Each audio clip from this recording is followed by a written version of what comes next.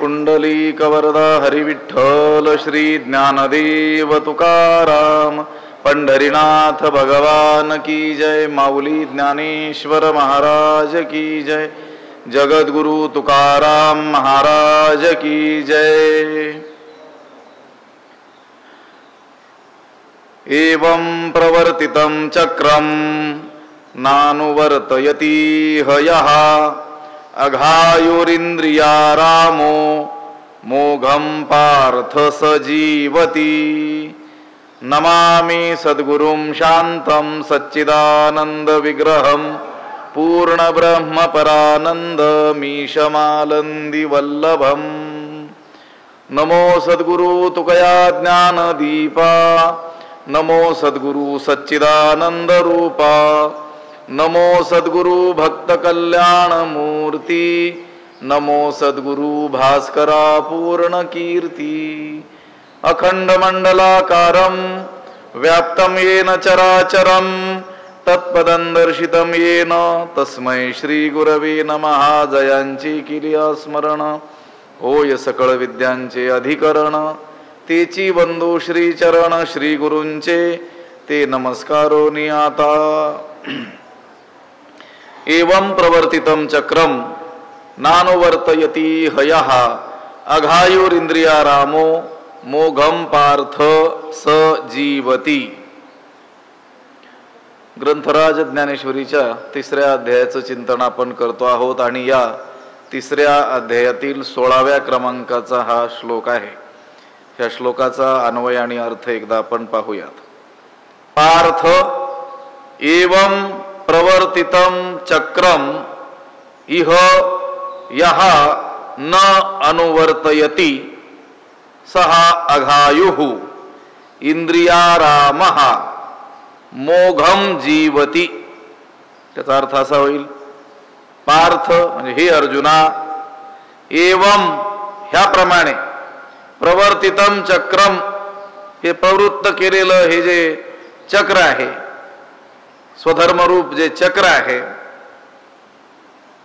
इह यः न अनुवर्तयति या लोकी जो या चक्राला चालवत नाही, म्हणजे या सृष्टी चक्रामध्ये सहभागी होत नाही, या स्वधर्मरूप चक्राला अनुसरून जो वागत नाही, सहा अघायुः तो पापमय जीवन असलेला आहे, तो पापी आहे। अघ म्हणजे पाप, आयुः म्हणजे जीवन, त्याचं जीवन हे कसं आहे, पापमय आहे। पुन्हा इंद्रियारामः तो इंद्रिय सुख लोलूप आहे, इंद्रियांच्या ठिकाणी रममाण होणारा तो आहे। आणि मोघम जीवती या लोकामध्ये तो व्यर्थ जगतो, त्याचं जगणं काय आहे, व्यर्थ आहे।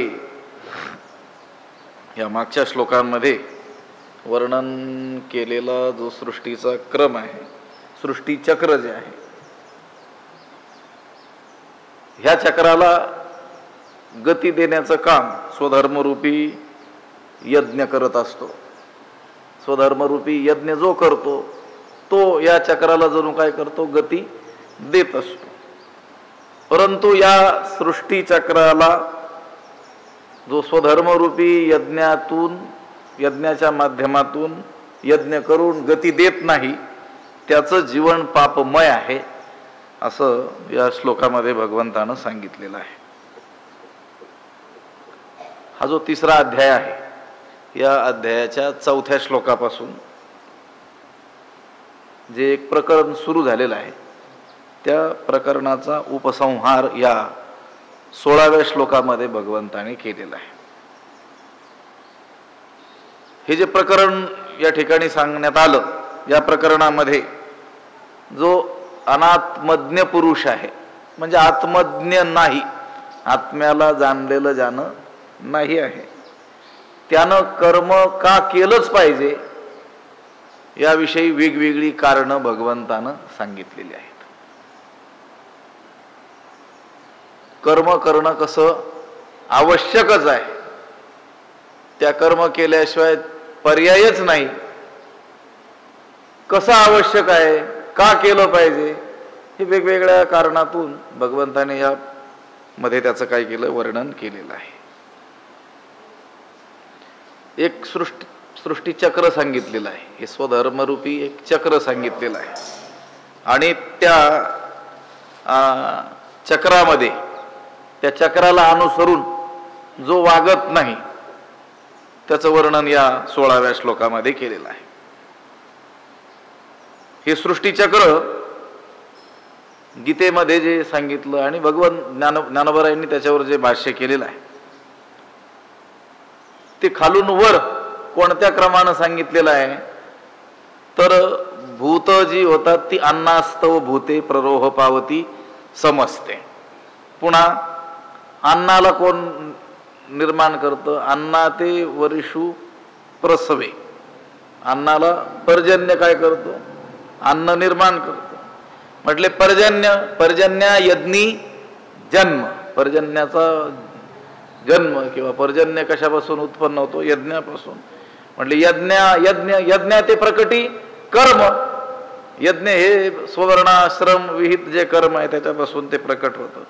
म्हटले मग हे कर्म, या कर्माचा प्रकाशक कोण आहे, कर्म कोणी सांगितलं, तर कर्माशी आदी वेद रूप ब्रह्म, वेद स्वरूप जे ब्रह्म, त्या वेदापासून हे कर्म काय झालेलं आहे, प्रकट झालेलं आहे.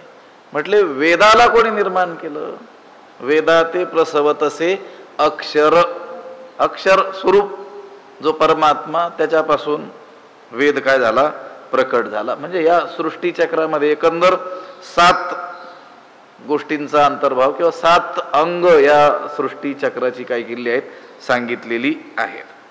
आता त्याचं जे शेवटचं टोक आहे ते म्हणजे ब्रह्म, म्हणजे परमात्मा. आता जर वरपासून खालपर्यंत जर विचार केला तर ब्रह्म, वेद, कर्म, यज्ञ, पर्जन्य, अन्न आणि भूत म्हणजे प्राणी मात्र, मनुष्य. आणि आता ही जी मनुष्य आहे हे काय करतात, कर्मानुष्ठान करतात आणि हे जगतचक्र अखंड चालू राहतं. ही जगतचक्राची जी 7 अंग सांगितलेली आहेत त्यात मनुष्याच्या हातामध्ये या अंगांपैकी काय हातात आहे, तर कर्म करणं एवढं काय आहे त्याच्या हातामध्ये आहे. आता मनुष्य ह्या 7 अंगातील बाकीच्या 6 अंगांचा जर विचार केला तर तो ब्रह्माला निर्माण करू शकतो का, परमात्म्याला नाही. वेदाला निर्माण करू शकतो का, नाही. बरं, कर्म कोणतं केलं पाहिजे ज्यानं कल्याण होईल हे ठरवणं त्याच्या हातात आहे का, नाही. ते कोणाचं काम, वेदाचं काम आहे. मनुष्य या बाबतीत स्वतंत्र नाही. बरं, पर्जन्य, अन्न, भूत यांच्या निर्मितीच्या बाबतीमध्ये देखील तो काय आहे, असमर्थच आहे. तेव्हा मनुष्य त्याच्या हातामध्ये काय आहे, फक्त यज्ञ. यज्ञ म्हणजे वर्णाश्रम विहित कर्म. या सृष्टीचक्राची जी 7 अंग सांगितली त्या अंगापैकी यज्ञच त्याच्या काय आहे, हातामध्ये आहे. आणि ते करण्याच्या बाबतीत, यज्ञ म्हणजे वर्णाश्रम विहित कर्म, ते करण्याच्या बाबतीमध्ये त्याला काय आहे, स्वातंत्र्य आहे. म्हणून प्रत्येकानं आपलं विहित कर्म यथाविधी करणं हेच त्या जगतचक्राला गती देणं आहे. त्यानं का आपलं वर्णविहित कर्म करणं थांबवलं तर मग त्याला दोष लागेल आणि त्याचं जीवन हे पापमय असेल. तो इंद्रियांच्या ठिकाणी रममान असणारा असल्यामुळंच त्याच्याकडून हे वर्णविहित कर्म घडत नाहीत आणि त्याचं जगणं हे कसं असणार आहे, मोघम, व्यर्थ असणार आहे. शाळेमध्ये जर एखाद्या मुलाला आपण दाखल केलेला असेल तर तिथला जो काही अभ्यासक्रम, जी काही नियमावली असेल त्यानुसार वागणं, अभ्यास करणं हे त्याचं काय आहे, कर्तव्य आहे. जर त्या नियमांचं पालन तो करत नसेल, तिथला अभ्यास करत नसेल तर त्याचं ते शाळेत जाणं काय आहे, मोघम आहे, व्यर्थ आहे. तसंच जे सृष्टीचक्र सांगितलं त्या सृष्टीचक्रामध्ये आपलं स्थान आणि आपल्या हातात काय आहे ते ओळखून ते जर आपण केलं तर हे चक्र अखंडपणे काय होतं, चालत राहतं. आपली आपली कर्म यथाविधी पणे करणं हेच त्या जगत चक्राला गती देणं आहे. हे पहा, आता देव योनी असेल किंवा तिर्यक पशुपक्ष्यादिकांची योनी असेल, त्या योनीमध्ये कर्म करण्याचं स्वातंत्र्य आहे का? नाही. पुण्य करून, यज्ञादी पुण्य करून स्वर्गादी लोकांतराला तो जीव गेला, त्याला देव शरीर प्राप्त झालं, पण तिथं फक्त त्या पुण्यबळानं प्राप्त झालेले दिव्य भोग भोगणं एवढं त्याच्या हातात आहे. कर्म करण्याचं स्वातंत्र्य तेथेही नाही आहे. म्हणून तर मग इहलोकीचा हा देह देव इच्छिताती पाहे. देव मोठ्या पुण्यबलानं देव शरीराला प्राप्त झालेले ते जीव, ते सुद्धा मनुष्य देहाची काय करतात? इच्छा करतात, कारण तिथं कर्म स्वातंत्र्य नाही आहे. त्यांना आता कितीही वाटलं तरी देखील तिथे त्यांना कर्माचं स्वातंत्र्य नाही आहे. जे काही त्या पुण्यबळानं प्राप्त होणारे दिव्य भोग ते भोगावेत, आणि पुण्य संपल्यानंतर क्षीणे पुण्यमर्त्य लोकम, पुन्हा काय व्हावं? जन्माला यावं. म्हणून तिथं जाऊन ज्याचा थोडा बहुत विवेक जागा झाला ते देव मनुष्य शरीराची काय करतात? इच्छा करत असतात. म्हणजे त्या देव शरीरामध्ये देखील कर्म करण्याचं स्वातंत्र्य नाही.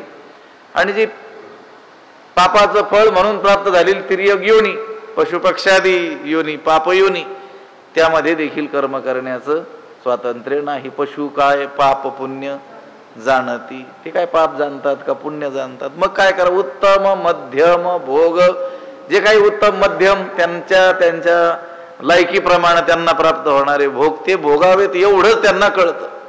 त्यांना देखील कर्म करण्याचं स्वातंत्र्य नाही. कर्म करण्याचं स्वातंत्र्य हे मनुष्य योनीमध्ये आहे. आणि या मनुष्याचं प्रधान कर्तव्य आहे की त्याने आपल्या वाट्याला आलेली कर्मे केली पाहिजे, तरच तो या सृष्टीचक्रामध्ये आपलं काय करतो? योगदान देतो. मग हे सृष्टीचक्र अखंडपणे चालू राहतं. पण जो कोणी या सृष्टीचक्रामध्ये सहभागी होत नाही, म्हणजेच आपली वर्णविहित कर्मे करत नाही, त्याचं वर्णन याच्यात केलेलं आहे ह्या श्लोकामध्ये. एवं प्रवर्तितम चक्रम नानुवर्तयति हयः. हे जे ईश्वरानं चालू केलेलं हे जे चक्र आहे, स्वधर्मरूप चक्र आहे, त्याला अनुसरून जो वागत नाही तो कसा आहे? अघायुः, म्हणजे पापमय जीवन असलेला तो आहे. तो जे जे काही करील त्याच्याकडून ते काय घडणार आहे? पापच घडणार आहे. कारण तो विहित तर करत नाही. मग विहिताचा त्याग केला याचा अर्थ कर्माचा समूळ त्याग त्याच्याकडून घडला असं नाही. निषिद्ध तर घडणारच. निषिद्ध केलं की काय होणार? पाप होणारच. पापमय जीवन असलेलं इंद्रियाराम, हा इंद्रियांच्या ठिकाणीच रममान होणारा, इंद्रिये म्हणतील तेच करणारा, आणि इंद्रियांना काय विषय वाचून काही अनेक सर्वथा रम्य नाही. हा स्वभावाची पाही इंद्रियांचा स्वभाव असा आहे की विषया वाचून त्यांना दुसरं काहीच रमणीय वाटत नाही. आणि हा इंद्रियाधीन झालेला असल्यामुळं तो देखील त्याच्यामध्येच अहोरात्र रममान होणारा. आणि मग त्याचं ते जे जगणं आहे मोघम जीवती, त्याचं जगणं कसं आहे? मोघम आहे. गीतेमध्ये मोघम शब्द आणखी काही ठिकाणी प्रयोग केलेला आहे. मोघाशा, मोघ कर्माणू, मोघ ज्ञाना विचेतसा, सगळं त्याचं काय आहे? त्याचं ज्ञानही मोघम, त्याचं जगणं देखील काय? मोघम म्हणजे व्यर्थ. म्हणजे ज्या कारणाकरिता हा देह त्याला प्राप्त झालेला आहे त्याच्यासाठी न वापरता दुसऱ्याच गोष्टीसाठी वापरला तर त्याचं ते जगणं काय आहे? मोघमच आहे, व्यर्थच आहे ना. त्या गोष्टीची सार्थकता ज्यामध्ये म्हणून सांगितलेली आहे ते केलं तर त्याचं जीवन सार्थक. ईश्वर प्राप्ती करून घेतली, आयुष्याच्या साधने सच्चिदानंद पदवी घेणे, ती जर प्राप्त करून घेतली तर त्याचं आयुष्य सार्थक. तुका म्हणे जन्मा आल्याचे सार्थक, पण कधी विठ्ठलची एक देखील विठ्ठल दर्शन व्हावं म्हणूनच त्याला हा नरदेह भगवंतानं दिलेला आहे, दिले इंद्रिय हातपाय कान किंवा देवे दिला देव भजना गोमटा, मग त्या देहाची सार्थकता कशामध्ये आहे? त्या ईश्वर दर्शनामध्येच आहे. ईश्वर दर्शनासाठी सांगितलेली जी साधना आहे ती साधना करण्यामध्येच त्या देहाची काय आहे? सार्थकता आहे. तद व्यतिरिक्त विषयांमध्ये तो विचरण करत असेल तर त्याचा देह काय झाला? व्यर्थ गेला, फुकट गेला. त्याचं जगणं काय झालं? मोघम जगला, तो व्यर्थ जगला. मोघम जीवती ऐशी हे आदी परंपरा संक्षेपे तुझ धनुर्धरा सांगितली या अध्वरा लागवनिया. धनुर्धरा ऐशी हे आदी परंपरा या अध्वरा लागवनिया तुझ संक्षेपे सांगितली. धनुर्धरा, हे अर्जुना, ऐशी हे आदी परंपरा, याप्रमाणे ही आरंभीची ही जी काय आहे परंपरा आहे, ही जी मालिका आहे, कार्यकारण परंपरा जी आहे, स्वधर्मरूप यज्ञाचं निरूपण करता करता तुला ही मूळ कार्यकारण परंपरा जी सांगितली, कशी सांगितली म्हटले? या अध्वरा लागोनिया तुझ संक्षेपे सांगितली. या अध्वरा यज्ञाच्या लागोनिया संबंधाने, या यज्ञाच्या संबंधाने तुला सांगितली. कशी? संक्षेपे, थोडक्यात सांगितली. गरिबी हटाव निरूपण केलं थोडक्यात. भगवंत सुद्धा म्हणतात हे मी तुला काय कसं सांगितलं? संक्षेपानं सांगितलं, थोडक्यात सांगितलं. याचं वर्णन त्या त्या शास्त्रामध्ये अगदी विस्तारानं आलेलं आहे. परंतु आता हा विषय चालू होता, स्वधर्मरूप यज्ञाचं निरूपण चालू होतं. त्या स्वधर्मरूप यज्ञाच्या निरूपणाला जोडूनच मूळ कार्यकारण परंपरा ही मी तुला काय केली? थोडक्यात सांगितली. म्हणजे सृष्टीचक्र थोडक्यात काय केलं? सांगितलं. 2 श्लोकात सांगितलं की नाही? अन्नात भवन्ति भूतानि पर्जन्यादन्न संभवः यज्ञात भवति पर्जन्यो यज्ञ कर्म समुद्भवः कर्म ब्रह्मोद्भवम विद्धि ब्रह्माक्षर समुद्भवम तस्मात् सर्वगतम ब्रह्म नित्यम यज्ञे प्रतिष्ठितम. संक्षेपानं आता याचंच वर्णन जी जी स्वतंत्र शास्त्र यासाठी निर्मिल्या गेलेली आहेत त्याच्यामध्ये अतिविस्तारानं आपल्याला सापडेल. पण भगवंताला हा सृष्टीक्रम सांगण्यात तात्पर्य नाही आहे, तर या सृष्टीक्रमात आपलं स्थान ओळखून आपण आपलं कर्म केलं पाहिजे हे सांगण्यात भगवंताच्या बोलण्याचं काय आहे? तात्पर्य आहे. क्रम काय असतो हे अगदी विस्तारानं सांगावं असं काही भगवंताच्या मनात नाही. संक्षेपानं, बरोबर ज्या परिस्थितीत भगवंत सांगतोय तिथं विस्तारानं सांगण्याची सोयच नाही. कुठं सांगतोय? कुरुक्षेत्रावर सांगतोय. कोणत्या प्रसंगी? काय स्वतंत्र सप्ताह करायला तिथं थोडेच गेले म्हणून की बाबा आता 8 दिवस 2-2 तास काय करायचं? निरूपणच करायचं शास्त्राचं नाही आहे. असं अगदी व्यासपीठावर बसून श्रोता म्हणून अर्जुन देखील असा बसलेला आहे, असे फॅन चालू आहे, असं काही नव्हतं ना. ऐशिया समयी कर्कशे भोगीजत स्वानंद राज्य कैसे आजी भाग्योदयो हा नसे आणि ठाई. कर्कश समय होता म्हणून तिथं थोडक्यातच सांगायचं होतं. काही करून याच्या कर्मामध्ये काय करायचं? प्रतिष्ठित करायचं. याला स्वकर्तव्याची जाणीव करून द्यायची. म्हणून हा स्वधर्मरूप यज्ञ त्याचं निरूपण भगवंत करत असताना त्याला जोडूनच ही मूळ कारण परंपरा भगवंत म्हणतात तुला थोडक्यात मी सांगितली. आदी परंपरा ऐशी हे आदी परंपरा, अनेक संबद्ध पदार्थांची जी मालिका, सृष्टीचक्राची मालिका, मूळ पीठिका. संक्षेपे म्हणजे थोडक्यात. आता युद्धाची वेळ असल्यामुळे आणि ओघानं प्रसंग आलेला आहे म्हणून भगवंताने हा जो प्रजापतीचा त्या ब्रह्मदेवाचा जो संदेश अर्जुनाला थोडक्यात सांगितलेला आहे. बर, अर्जुन हा महाबुद्धिवान प्रज्ञाकांत होता. मग म्हणेगा प्रज्ञाकांता, प्रज्ञाकांत होता ना. उजवली आजी वक्तृत्वता जे बोला एवढा श्रोता जोडला असे. भगवंत म्हणतात माझ्या बोलण्याच्या तुलनेचा श्रोता तू मला काय झालेला आहेस, प्राप्त झालेला आहेस. अनेक वेळेस श्रोत्यांची क्षमता ही मोठी असते, बोलणारा त्या मानानं लहान असतो. कधी कधी बोलणारा जो आहे त्याचं वक्तृत्व जे आहे त्याची व्यापकता मोठी असते, फक्त पुढच्याची ग्रहण क्षमता थोडीशी असते. पण भगवंत म्हणतात माझ्या बोलण्या एवढा श्रोता तू मला काय झालेला आहेस, प्राप्त झालेला आहेस. तू कोण आहेस, प्रज्ञाकांता. आणि म्हणून तुला ही मी माझी मुलगी दिली. कोणती, वक्तृत्वता. हे माझं वक्तृत्व मी कुणापुढेही काही प्रकट करत नाही.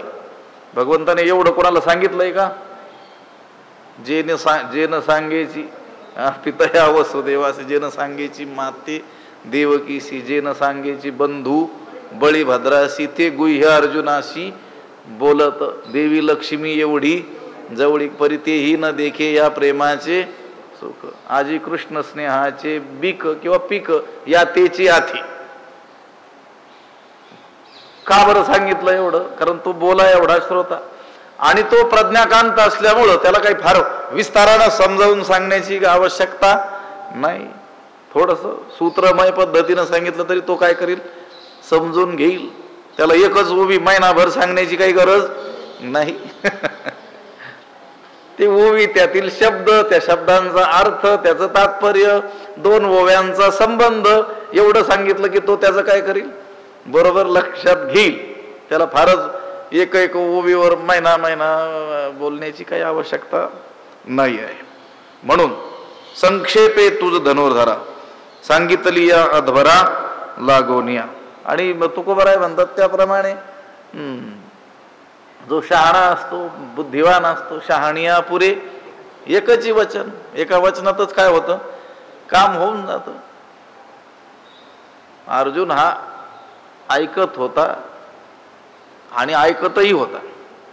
लक्षात ऐकणं याच्यात फरक आहे की नाही. आता कानानं ऐकू येतं म्हणून सगळे लोक ऐकतात, पण तसं वागत नाहीत म्हणून लोक म्हणतात हा काय माझं ऐकत नाही. आई वडील म्हणतात की नाही मुलं आमचं ऐकत नाही, मग काय बहिरे आहेत का, ते ऐकू येत नाही का त्यांना, ऐकू येतं, ऐकतात पण ऐकत नाहीत. पण अर्जुन मात्र दोन्ही रीतीने ऐकत होता. भगवंतच म्हणतात ना, अर्जुना तू परिससी आणि परिसोनी अनुष्ठिसी. तू ऐकतोस आणि ऐकून तसा वागतोस. मग आम्हाला सांगायची वाणी कसली, तुटावडा कसला, आम्ही का कंटाळा करावा सांगण्याविषयी. असो म्हणून संक्षेपानं सांगितलं. आता त्यानं संक्षेपानं जे सांगितलं ते आपण विस्तार करून सांगितलं पहा. ऐशी आदी परंपरा संक्षेपे तुझ धनुर्धरा सांगितली या अध्वरा लागुनिया. स्वधर्मरूप यज्ञाचं मी निरूपण करत होतो आणि त्याला जोडूनच ही मूळ कार्यकारण परंपरा तुला थोडक्यात मी सांगितली आहे. म्हणून समूळ हा उचितू स्वधर्म रूप क्रतू नानुष्ठी जो मत्तू लोकी ये. म्हणून जो मत्तू हा समूळ उचितू स्वधर्म रूप क्रतू ये लोकी नानुष्ठी. म्हणून जो मत्तू, जो उन्मत्त मनुष्य हा समूळ उचितू स्वधर्मरूप क्रतू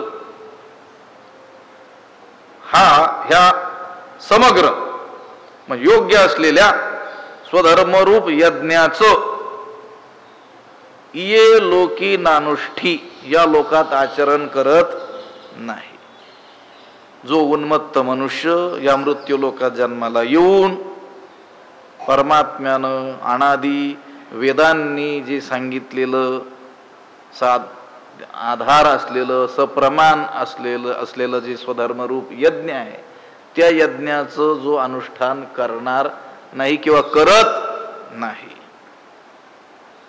त्याच्याबद्दल वर्णन. आता हा श्लोकच त्या मनुष्याचं वर्णन करणारा असल्यामुळं ज्ञानोबरायांनी त्यांच्या पद्धतीनं ते वर्णन केलेलं आहे. म्हणून समूळ हा उचितू स्वधर्मरूप क्रतू. हा स्वधर्मरूप जो क्रतू म्हणजे यज्ञ त्या यज्ञाचं या लोकी आचरण करत नाही. का? तो मत्तू म्हणजे उन्मत्त आहे म्हणून. बघून आलो की नाही आपण? का झाली या सकळ संपदा, जो अनुसरेल इंद्रिय मदा, लुब्ध होऊनिया स्वादा विषयांची. सगळं काही त्याला प्राप्त आहे. भगवंतानं त्याला सगळी काही संपत्ती दिलेली आहे. आता ती सकळ संपदा प्राप्त झालेली असताना त्यानं काय करायला पाहिजे? या स्वधर्म रूप यज्ञाचं चांगलं अनुष्ठान केलं पाहिजे. की यज्ञाची सामग्री भगवंतानं मला पुरेशी दिलेली आहे, म्हणून त्या सामग्रीच्या माध्यमातून त्यानं काय केलं पाहिजे? स्वधर्म रूप यज्ञाचं अनुष्ठान केलं पाहिजे. पण करत नाही. जो अनुसरेल इंद्रिय मदा, उन्मत्त जो झालेला आहे, आणि लुब्ध होऊन या स्वादा विषयांची, विषयाच्या स्वादा लुब्ध होऊन जो उन्मत्त असा झालेला आहे, तो मनुष्य या स्वधर्मरूप यज्ञाचं काय करत नाही? आचरण करत नाही, स्वधर्माने वागत नाही. तो कोण आहे? तो पातकांची राशी, जाण भार भूमीसी, जो कुकर्मे इंद्रियासी उपेगा गेला. जो कुकर्मे इंद्रियासी उपेगा गेला तो पातकाची राशी. आणि भूमीशी भार जाणून घे. जो कुकर्मे इंद्रियासी उपयोगा गेला, जो कुकर्मे म्हणजे वाईट कर्मे करून, पाप कर्म करून, दुराचरणानं इंद्रियासी उपयोगा गेला, इंद्रियांच्या उपयोगाला गेला. कोणाच्या उपयोगी आला तो? इंद्रियांच्या. त्या इंद्रियांचा काय झाला? तो गुलाम. काय झाला? दास. इंद्रिय जे जे म्हणतात तेच काय करतो? त्यांचं ऐकतो. असं वाईट कर्म करतो, आणि या वाईट कर्माच्या द्वारे तो इंद्रियांचा काय झालेला आहे? दास झालेला, इंद्रियांच्या उपयोगाला गेलेला आहे. तो कोण आहे? तो पातकाची राशी, तो पापांची रास आहे. म्हणजे अत्यंत पातकी आहे. राशीमध्ये काही असं मोजकं धान्य नसतं आहे ना. ज्याचं मोजमाप सांगता येतं त्याला रास म्हणत नाहीत. रास म्हणजे ती सांगताच येत नाही. धान्याचं मोठा साठा, त्याला काय म्हणतो आपण? रास म्हणतो. हा रास आहे हा मनुष्य. कशाची? पातकाची. म्हणजे सर्व प्रकारची पाप त्याच्या ठिकाणी येऊन थांबलेली आहेत. किती पाप आहेत सांगताच येत नाही, एवढा तो काय आहे? पापी आहे. पुन्हा भूमीशी भार, भूमीला काय आहे? तो भार आहे. जाण, असं जाणून घे हे अर्जुना, तू असं नक्की जाणून घे की हा मनुष्य पापाची काय आहे? राशी आहे, आणि भूमीला भारभूत झालेला आहे. त्याचा भूमीला काय आहे? भार आहे. कोण? जो कुकर्मे इंद्रियासी उपयोगा गेला, जो पाप कर्माच्या द्वारे इंद्रियांचे लाड करत करत त्या इंद्रियांच्याच कामी आला. तो कोणाच्या कामी यायला पाहिजे होता? स्वधर्माच्या. त्याने आपलं सर्वस्व पणाला लावून काय आचरायला पाहिजे होतं? स्वधर्म. पण तो काय करतोय? इंद्रियांचे लाड पुरवण्यामध्येच गुंतून गेलेला आहे. तो पातकाची राशी. रास म्हणजे ढीग. विहित कर्म न करणं, निषिद्ध कर्म करणं, इंद्रियांचा निरोध न करणं, यामुळं काय घडतं? पातक घडत असतं. विहितस्यान अनुष्ठानान निंदितस्य च सेवनात अनिग्रहाचेंद्रियाणाम नरपतन मृच्छती. म्हणून मी सांगितलं विहितस्य अननुष्ठानात, विहिताचं अनुष्ठान जो करत नाही. काय करतो? अननुष्ठान म्हणजे विहिताचा त्याग करतो. पुन्हा निषिद्ध निंदितस्य च सेवनात, जे निंदित, गर्ह्य, निषिद्ध म्हणून सांगितलेलं आहे, त्याज्य म्हणून सांगितलेलं आहे, त्याचं काय करतो? सेवन करतो. आणि अनिग्रहाचेंद्रियाणाम, आणि इंद्रियांचा जो निग्रह करत नाही तो मनुष्य पतित होत असतो. नरह पतन मृच्छती, तो पापी आहे. म्हणजे इथं बरोबर सांगितलं की नाही, जो कुकर्मी इंद्रियाशी उपयोगा केला, म्हणजे निषिद्धाचं काय केलं, त्यानं सेवन केलं, इंद्रियांचा निग्रह केला नाही आणि विहित कर्म आचरलं नाही, म्हणून तो पातकाची राशी आहे. जाण भार भूमीशी, त्याचा भूमीला काय झालेला आहे, भार झालेला आहे. भूमी कापे त्याच्या भारे, कुंभपाकाची शरीरे तुकोबाराय म्हणतात. ही भूमी सुद्धा थरथर कापते. त्या भूमीला काय होत असतो, त्याचा भार होत असतो. आपण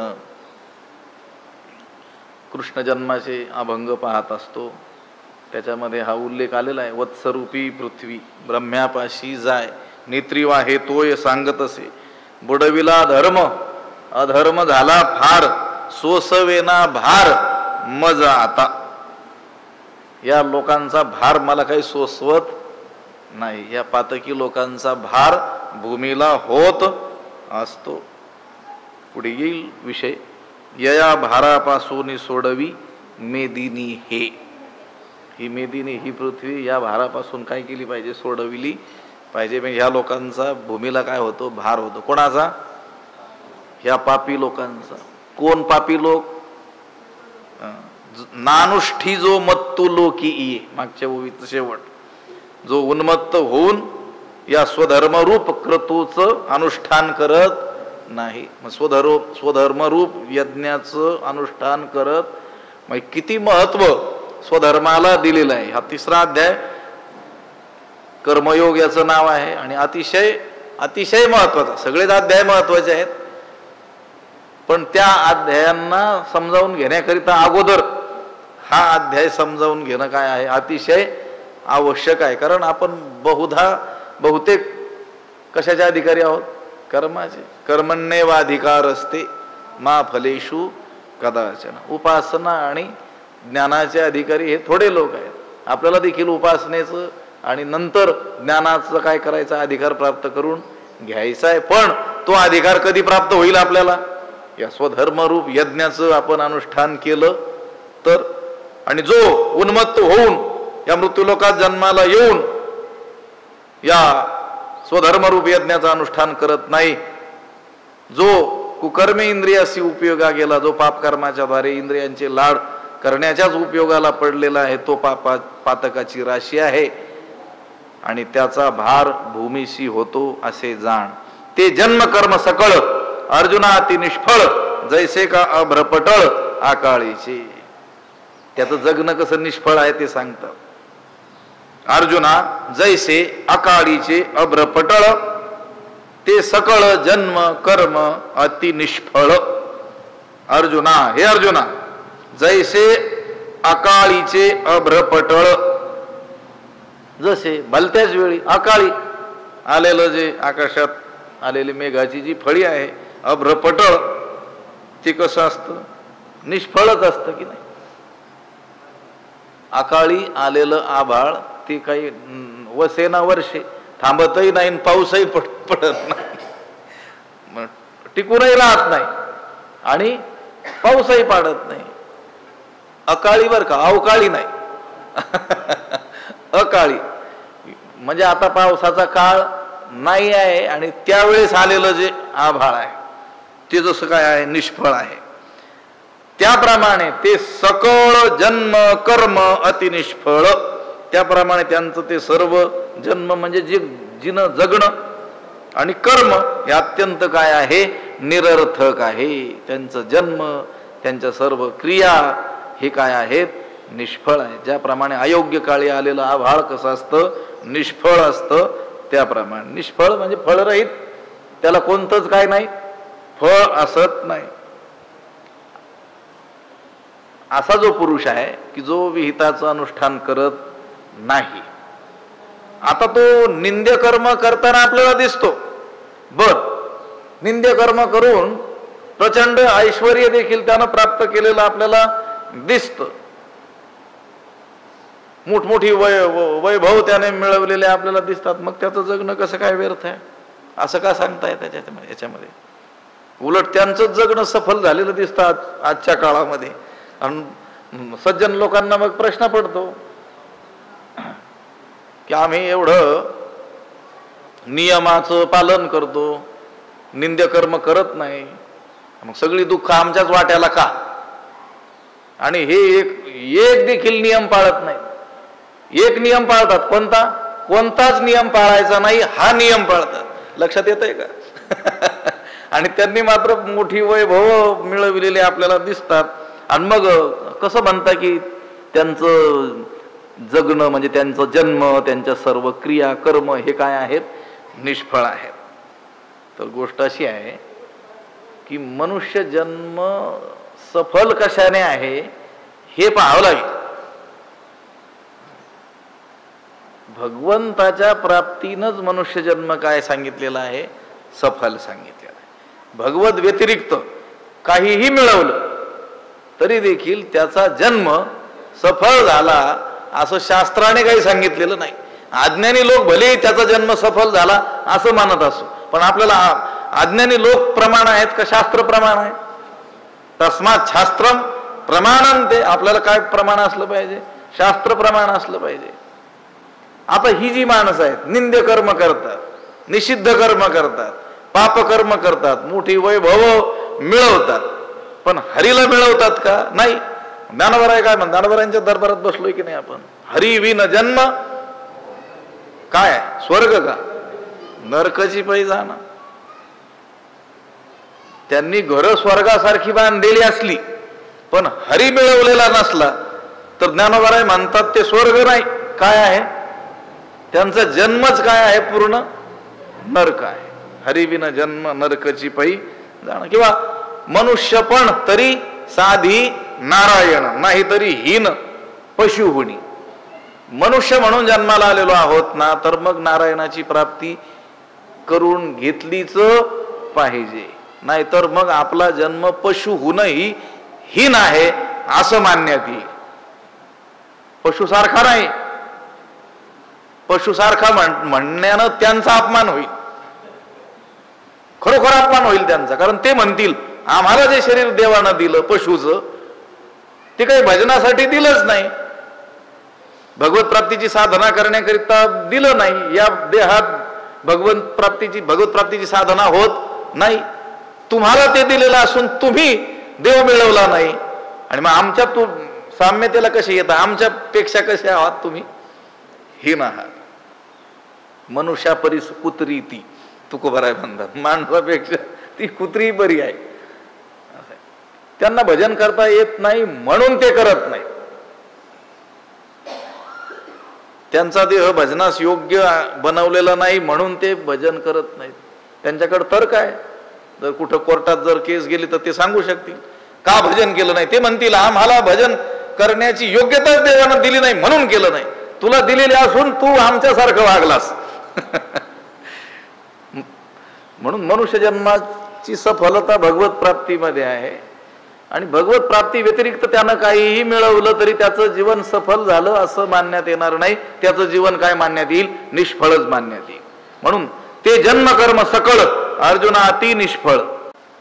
जैसे का भ्रपटळा काळीची. ज्याप्रमाणे अयोग्य काळी अकालीच आलेलं जे आभाळ आहे ते कसं असतं? निष्फळ असतं. 9व्या अध्यायामध्ये सुद्धा आत्ता जे प्रकरण चालू आहे तसा थोडासा संदर्भ येणार आहे पुढे. या लागी जन्मलेची ते मोघ जैसे वार्षिये विण मेघ. वर्षा ऋतू नसताना आलेले मेघ जसे व्यर्थ आहेत त्याचप्रमाणे हे व्यर्थच जन्माला आले म्हटले. तिथला तर आणखी विषय गहन आहे. आता तिथं ज्यावेळेस पोहोचू त्यावेळेस सांगू. इथं काय सांगितलं? त्यांचा जन्म आणि पूर्ण क्रिया काय आहेत? निष्फळ आहेत. तिथं तर म्हणणार आहेत ते जन्मलेची मोग, जन्माला येणंच व्यर्थ आहे त्यांचं. इथं तरी जन्माला आल्यानंतर जन्म व्यर्थ घातला, तिथं ते म्हणतील यांचं जन्माला येणंच. थोडीशी सूक्ष्मता आहे, पकडता आलं तर बघा. असं इथं काय आहे? जन्माला आले आणि आता त्यांनी विहित कर्म केले नाहीत, निषिद्ध कर्माचं काय केलं? आचरण, निंद्य कर्म आचरले. त्यांचं हे जगणं काय झालं? व्यर्थ. काय झालं? जगणं व्यर्थ झालं. तिथं काय म्हणतील? जन्मलेची ते मोग, म्हणजे जन्मालाच व्यर्थ आले. लक्षात येत आहे का? जन्म त्याच्या अगोदरची गोष्ट आणि जन्माला आल्यानंतर, आता जन्माला आल्यानंतर हा जन्म त्यांनी काय काय घातला? व्यर्थ घातला. ही गोष्ट वेगळी. आणि हे व्यर्थ जन्मालाच का आले? ज्ञानोबरायांना प्रश्न पडेल. याला की जन्मलीची ते मोग, ते जन्मकर्म सकळ अर्जुना अति निष्फळ जैसे का भ्रपटळ आकाळीचे. हे एक उदाहरण बरं का. आकाळी आलेलं आभाळ जसं कसं काय काय असतं? व्यर्थ असतं. त्याप्रमाणे यांचं जगणं, यांचे कर्म करणं काय आहेत? व्यर्थ आहेत. अजून एक उदाहरण दिलं.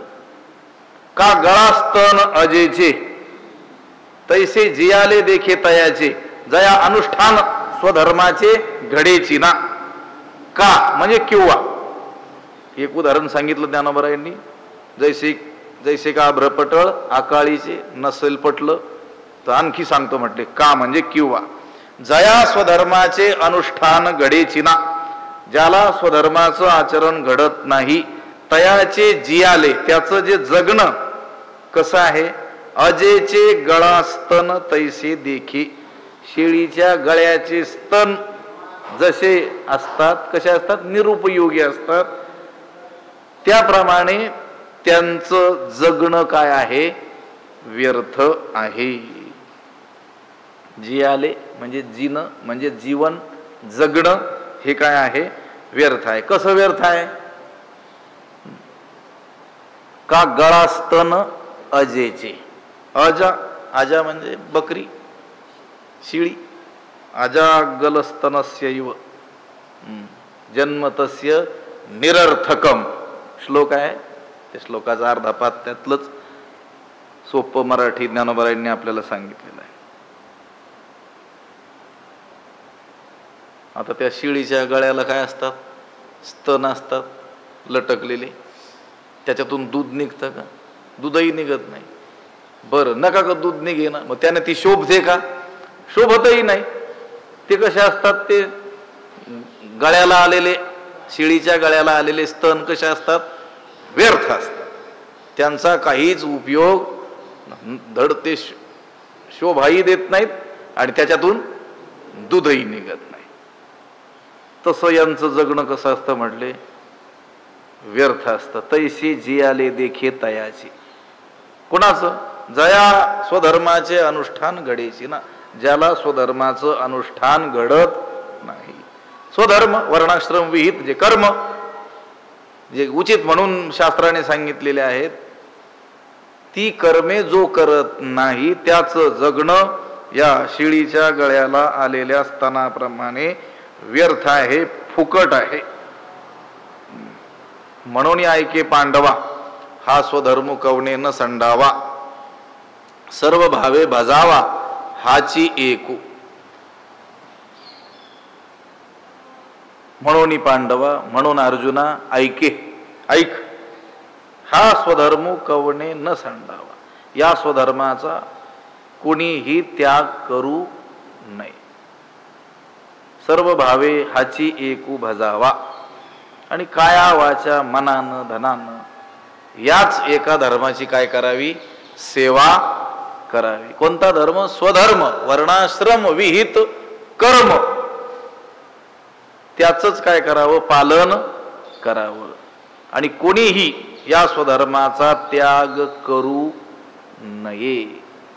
तसा कर्माचा त्याग तर होणं शक्यच नाही. विहिताचा त्याग कराल पण निषिद्ध तरी घडेलच घडेल.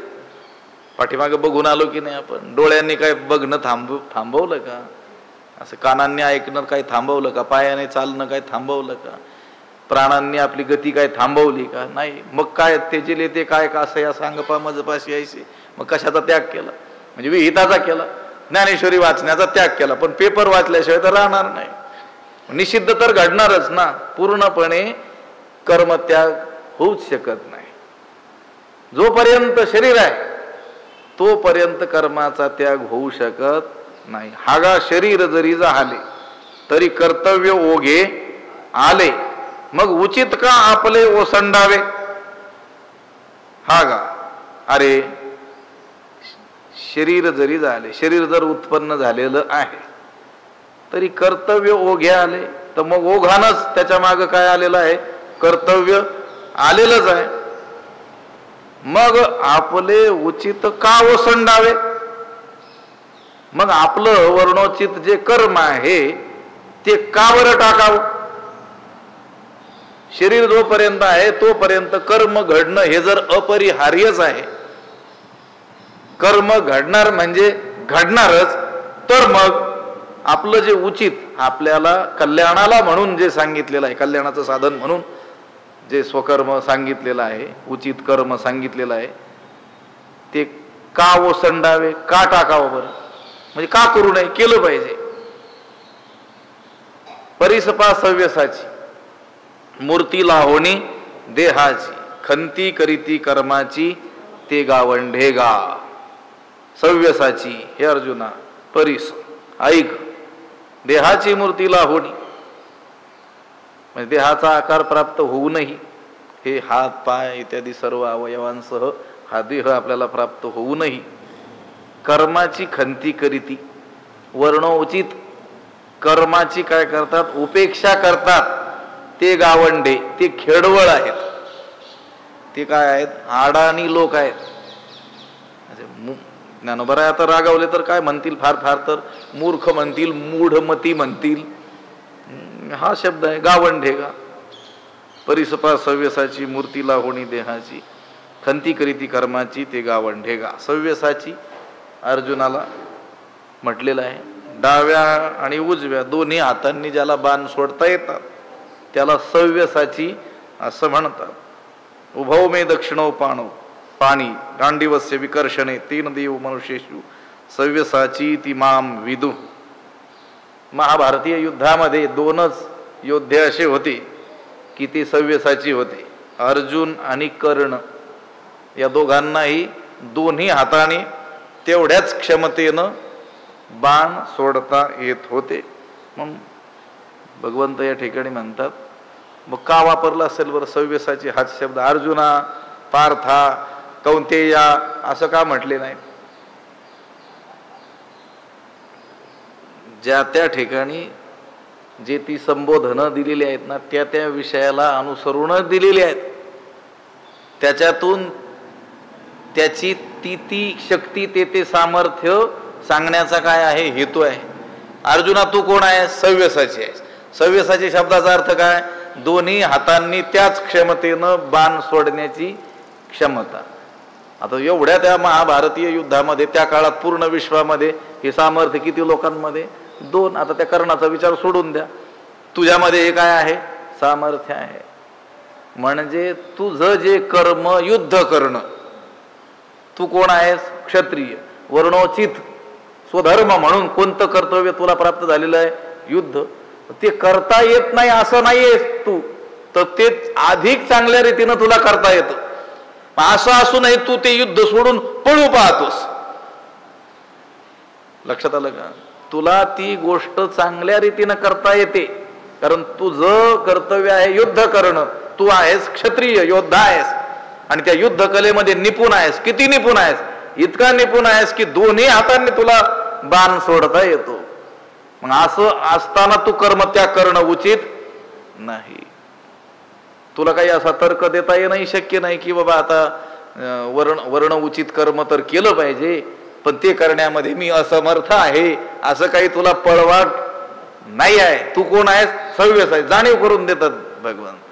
ज्ञानोबारायांनी त्या त्या ठिकाणी भगवंताच्या मुखात घातलेले हे जे शब्द आहेत आणि अर्जुनासाठी ते संबोधनं जी वापरलेली आहेत ती त्या विषयाला अनुसरूनच वापरले. उगीच आठवलं अर्जुनाचं नाव म्हणून सव्यसाची बोलून गेले असं नाही. कौंतेय शब्द जिथे येईल, पार्थ शब्द जिथे येईल, ही वेगवेगळी, पांडवा हा शब्द जिथे येईल, तिथं त्यात तो जो विषय चालू आहे त्या विषयाला पुष्टी ज्याने येईल असं ते संबोधन तिथं वापरलेलं आपल्याला आढळून येतं. परिस्पा सव्यसाची मूर्तीला होणी देहाची, ह्या हस्तपादादी अवयवांसह देहाचा आकार आपल्याला प्राप्त होऊनही वर्णोचित कर्माची जे उपेक्षा करतात, कर्माची खंती करीती, ते कसे आहेत, ते आडाणी आहेत, ते गावंढे आहेत, गावंढळ आहेत. असे खरोखर त्यांना काहीच कळत नाही. कारण कर्माची सर्व सामग्री प्राप्त झालेली आहे आणि त्या कर्मानं त्यांचं कल्याण होणार आहे. आणि असं असूनही ते करत नाही. वाचता येतंय, लक्षात आलं, वेळ आहे, ज्ञानेश्वरी सुद्धा आहे, मंदिरात जागा आहे, तरी वाचत नाही, ते गावंडेगा. लक्षात आलं का? आता कोणी दुसऱ्या राष्ट्रातील लोक असतील, त्यांना जरी इच्छा झाली ज्ञानेश्वरी वाचण्याची, पण जर त्यांना मराठी वाचताच येत नाही तर काय करतील बिचारे? ठीक आहे, भाषांतर वाचतील, पण भाषांतर वाचून होणारा आनंद आणि मूळ ज्ञानोबरायांनी जशी सांगितली तसं वाचताना होणारा आनंद याच्यात महद अंतर आहे, मोठं अंतर आहे. ज्ञानोबरायांच्या मुखातून जसे शब्द, जे शब्द निघाले तेच शब्द ज्यावेळेस आपण वाचतो त्यावेळेस केवळ वाचताना अर्थ नाही कळाला तरी देखील होणारा जो आनंद आहे तो कसा असतो? वेगळाच असतो. सांगितलं ओघा ओघा नाही का? इथं फक्त गावंढे गा, कोण गावंढे हे सगळे आडनाव नाही बरं. गावंढे आडनाव पण आहे, तिकडं आळंदीकडं आहे काही लोकांचं आडनाव असं आहे. म्हणजे सगळं प्राप्त असूनही जे उपेक्षा करतात त्या त्या कर्माची ते कोण आहेत? गावंढळ आहेत. पुंडलिक वरदा हरी विठ्ठल. श्री ज्ञानदेव तुकाराम पंढरीनाथ भगवान की जय. माऊली ज्ञानेश्वर महाराज की जय. विठ्ठल विठ्ठल विठ्ठल. पुंडलिक वरदा हरी विठ्ठल. श्री ज्ञानदेव तुकाराम पंढरीनाथ भगवान की जय. माऊली ज्ञानेश्वर महाराज की जय. आता विश्वात्मके देवे तोषावे, तोषोनी मज द्यावे पसाय दान हे. जे खळांची व्यंकटी सांडो तया सत्कर्मी रती वाढो. भूता परस्परे पडो मैत्र जीवांचे दुरितांचे तिमिर जावो. विश्व स्वधर्म सूर्ये पाहो जो जेवांचील प्राणी जात. वर्षत सकळ मंगळी ईश्वर निष्ठांची मांदियाळी. अनवरत भूमंडळी भेटतो या भूता. चला कल्पतरूंचे आरव चेतना चिंतामणीचे गाव. बोलते जे अर्णव पियुषांचे चंद्रमे जे अलांछन. मार्तंड जे तापहीन ते सर्वाही सदा सज्जन. सोयरे होतू किंबहुना सर्व सुखी पूर्ण होवणी तिही लोकी. भजिजो आदि पुरुखी अखंडित आणि ग्रंथोपजीविये. विशेषी लोकी इये दृष्टादृष्ट विजये होवावे जी. एथ म्हणे श्री विश्वेश्वरावो हा होईल दान पसावो. येणे वरे ज्ञान देवो सुखिया झाला. येणे वरे ज्ञान देवो सुखिया झाला. येणे वरे ज्ञान देवो सुखिया झाला. पुंडलिक वरदा हरी विठ्ठल. श्री ज्ञानदेव तुकाराम पंढरीनाथ भगवान की जय. माऊली ज्ञानेश्वर जगद्गुरु तुकाराम महाराज की जय. शांती ब्रह्म एकनाथ महाराज. सद्गुरु वंशी महाराज की. सद्गुरु जोग महाराज की जय.